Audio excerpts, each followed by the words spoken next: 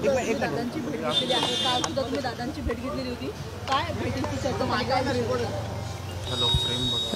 आमचे शिंपोरा ते खुंटेफळ नावाचे एक उपसा सिंचन योजना 1400 कोटी रुपयाची माझ्या मतदारसंघामध्ये सुरू आहे आणि त्या योजनेसाठी माननीय मुख्यमंत्री महोदय यांनी सभागृहामध्ये 300 कोटी रुपये देऊ अशा प्रकारची घोषणा सभागृहामध्ये केलेली आहे। त्याची फाईल मूळ झालेली आहे आणि त्याच्यामध्ये लवकरात लवकर आम्हाला ते 300 कोटी रुपये द्यावेत। कुंटेफळ आणि कुंभेफळ या दोन गावाच्या पुनर्वसनाचा प्रश्न आहे।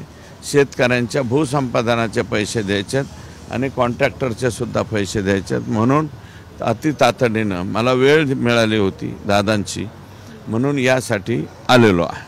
पण तुम्ही मागच्या अनेक दिवसांमध्ये आपण बघितलं तर मुख्यमंत्र्यांची उपमुख्यमंत्र्यांची सातत्याने भेट घेत आहात। एका बाजूला वाल्मिकी कराडचं प्रकरण चालू असताना तुमच्या सातत्याने होणाऱ्या भेटी याच्याकडे खरं तर अनेक त्याच्यामुळे चर्चा होती। वाल्मिकी कराड हे अतिशय गंभीर प्रकरण आहे।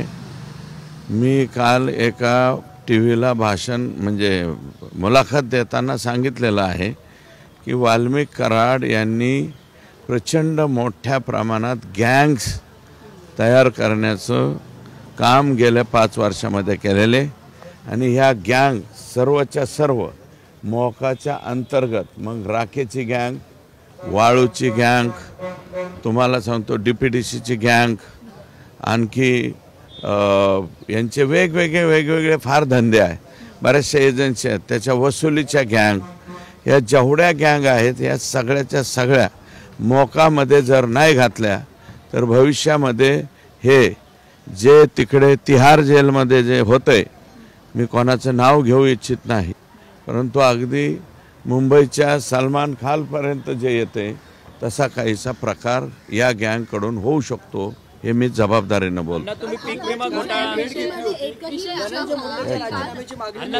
विमा घोटाळा काढला आणि आता काल अजित पवारांची भेट घेत तुम्ही ज्ञानधारा मल्टी इस्टेट असेल, त्यानंतर राजस्थान मल्टी इस्टेट असेल, अशा अनेक ज्या छोट्या बँका आहेत त्यांनी लोकांना बुडवलेलं आहे, त्यांची तुम्ही प्रश्न मांडलेले आहेत। या सगळ्या बँका ज्या बुडाल्या आहेत त्या वाल्मिकी कराड आणि त्यांच्या गँगच्या धमकींच्या मार्फत बुडालेल्या आहेत। बऱ्यापैकी सहभाग आहे वाल्मिकी कराड यांचा, कारण ज्या बँका बुडाल्या आणि बुडाल्याच्या नंतर ज्या वेळेस पोलीस तपास केले, एक खाडे नावाचा पोलीस अधिकारी त्याच्या घरी 1.5 कोटी रुपये सापडले आणि माझी अशीही माहिती आहे की एका मल्टीस्टेट कॉपरेटिव्हला दम देऊन 2 कोटीची का काय गाडी आहे, एक ते गाडीचं नाव डिफेंडर गाडी वाल्मिकी कराड यांनी त्यांच्याकडनं दमबाजी करून घेतली आणि या अशा पैसे देणे घेण्यामुळं जी ॲक्शन या पैसे बुडवणाऱ्यांच्या विरोधात व्हायला पाहिजे होती,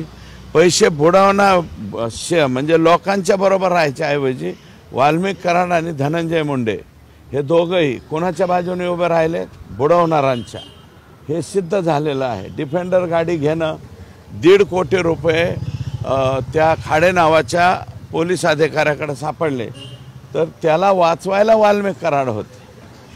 म्हणजे वाल्मिकी कराड हा कोणाचा चोराचा, दरोडेखोरांचा आणि याचा सगळ्यांचा साथीदार आहे आणि मी उद्या किंवा परवा जिथे कुठं मोर्चा असेल त्या मोर्चामध्ये 100% ह्यांच्या प्रॉपर्टी ज्या आहेत त्याची आकडेवारी 2 दिवसामध्ये सादर करतो। बापू आंधळेंची हत्या झालेली होती त्यावेळेस बापू आंधळेंची हत्या झालेली होती।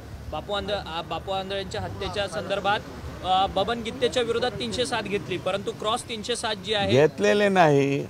आता काल मला वाटतं बबन गित्तेचे नाही, बबन गित्तेच्या भावाच्या मिसेसने काल अर्ज दिलेला आहे। आम्ही SP साहेबांना सांगू की त्याच्यामध्ये 307 उलटी यांच्यावरती सुद्धा घेतली पाहिजे आणि बबन गित्ते या व्यक्तीचा, तो कोणत्या पक्षाचा आहे काय मला माहीत नाही, पण या व्यक्तीचा त्या खुनाशी काहीही संबंध नाही, फक्त नाव टाकायचं म्हणून त्याचं नाव टाकलंय आणि विधानसभेला कदाचित तो उमेदवार होतो का काय, विधानसभेचा उमेदवार व्हायच्या आधीच त्याचा अशा पद्धतीने काटा काढला गेला। राजीनाम्याची मागणी तुम्ही सातत्याने करत होता, काल अजित पवारांची भेट घेतली, आजच्या भेटीमध्ये या विषयात काय चर्चा मी कुठं राजीनाम्याची मागणी केली? अजून मी नाही राजीनामा. तुम्ही जरा माझ्या रिवाइंड करा. राष्ट्रवादी काँग्रेस पक्षाचे बीड जिल्ह्यातले ज्येष्ठ नेते श्री प्रकाश सोळंके यांनीच त्यांच्या राजीनाम्याची मागणी केली. मी कुठं मी ज्या वेळेस मी आतापर्यंत आका आणि आकाच्या आका म्हणत होतो. आकाबद्दल आता मी स्पष्ट बोलायला लागलो. आका ह्याच्यात सगळ्यात आहे. आका अंदर आएगा, अंदर आने के बाद फिर चौकसी होंगी और चौकसी के बाद जिसका भी नाम आएगा उसका भी आएगा. नहीं आया तो बहुत अच्छा हुआ. नाही हे बघा, खंडणीच्या बाबतीत 7 फुटावर त्यांनी बैठक घेतली हे आज मी जबाबदारीने सांगतो. CDR ते तपासतील ना पोलीस. आता यासाठी आहे ना. मी राजीनामा मागितलेला नाही, अजूनही मागितलेला नाही. तो राजीनामा मागायचा का घ्यायचा का नाही ते कोणाच्या हातात आहे? हे बंगला कोणता आहे? चित्रकूट ना, देवगिरी. चित्रकूट तिकडे आहे उजव्या हाताला. तर हे देवगिरी जे आहे ते रामटेक आहे. हा तर मला नाव माहित नाही राहत. पंचायत होत. अडाणी माणूस आहे, अडाणी माणूस आहे, समजून घ्या. पण या माणसाने हैराण करून ठेवलं एका मंत्र्याचं. मी अडाणी माणूस आहे, थोडा समजून घेतला पाहिजे. अण्णा, तुम्ही सगळ्या हत्यांची संपूर्ण यादी वाचून दाखवता. किशोर फड पासून ते बापू मी आंधळे. किशोर फड, संगीत दिघोळे, वसंत गित्ते, त्याच्यानंतर बबन आंधळे, ह्या सगळ्यांच्या मातोश्रीला आणि त्यांच्या मिसेसला, त्यांच्या मुलाबाळांना भेटायला परळीला जाणार आहे. परंतु या सगळ्या हत्यांची चौकशी आता SIT मार्फत व्हावी अशा संदर्भात नाही, मला आधी त्यांना भेटू द्या. त्या कुटुंबाला भेटायला मला जायचंय. जे मी नावं घेतले त्यातल्या एका मातोश्रीने मला फोन केलाय की कोणी नाही बिचारा, तू तरी बोललास, आमचे लेकरं गेलेत त्याचं, किमान आम्हाला भेटायला ये. मी परळीला भेटायला जाणार आहे.